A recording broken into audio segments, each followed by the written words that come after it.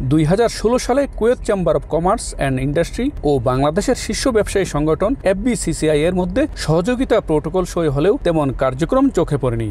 এবার বাংলাদেশ দূতাবাস কুয়েতের সহযোগিতায় KCCI এর আমন্ত্রণে উচ্চ পর্যায়ের প্রতিনিধি দল সফরে যায়। মঙ্গলবার সকালে কুয়েত সিটির KCCI ভবনে বৈঠক হয় দুই দেশের শীর্ষ ব্যবসায়ী প্রতিনিধিদের। আমরা এখানে কুয়েতের business council plus Kuwaiti businessman তাদের সাথে আজকে পার্টিসিপেট করেছি এবং তাদের প্রস্তাবনা শুনেছি। এনভায়রনমেন্ট দেখবো এবং তাদের সাথে আমরা যোগাযোগ করে নতুন করে আমরাও ইনভেস্ট করার ইন্টারেস্টেড আছে এবং আমরা ওনাদের সাথে সহযোগিতা করব। বৈঠকে তৈরি পোশাক, ওষুধ, কৃষিপণ্য ও শিল্পজাত দ্রব্য রপ্তানির সম্ভাবনা নিয়ে আলোচনা করেন বাংলাদেশের প্রতিনিধিরা। কমার্স থেকে এবং বিভিন্ন ওষুধ কোম্পানি, গার্মেন্টস কোম্পানি আমরা বিভিন্ন প্রতিনিধি দিয়েছি।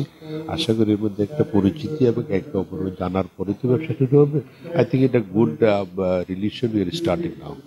2016 সালে প্রোটোকলে তথ্য বিনিময়, প্রদর্শনী আয়োজন ও যৌথ উদ্যোগের প্রতিশ্রুতি থাকলেও তা বাস্তবে এগোয়নি। এবার নতুন করে সূচনা গড়তে চান বলে জানান কুয়েতে নিযুক্ত বাংলাদেশের রাষ্ট্রদূত।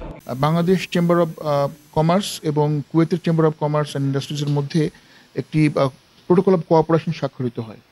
দুঃখজনক হলো সত্য যে 2016 সাল থেকে 2025 এই 9 বছরের মধ্যে কোনো আমাদের বৈঠকও একসাথে অনুষ্ঠিত হয়নি।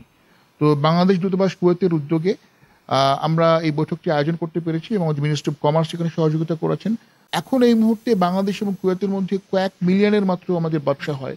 তো আমরা আশা করছি আমরা কয়েক বিলিয়নে এটাকে উঠিয়ে নিয়ে যাবো ইনশাল্লাহ। আমরা Kuwait chamber of commerce and ইন্ডাস্ট্রির ভারপ্রাপ্ত মহাপরিচালক ফিরাজ মোহাম্মদ আল উদেহ বলেন, এই বৈঠক ভবিষ্যতে আরও বৃহত্তর সহযোগিতার পথ খুলে দেবে। বাংলাদেশের জন্য কুয়েতের সার্বিক সহায়তা অব্যাহত থাকবে।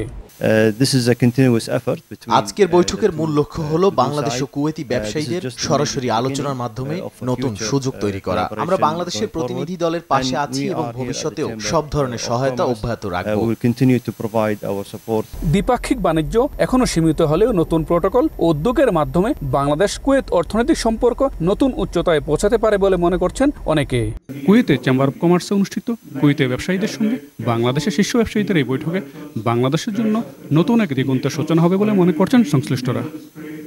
কুয়েতের চেম্বার অব কমার্স থেকে মঈন সুমন, সময় সংবাদ।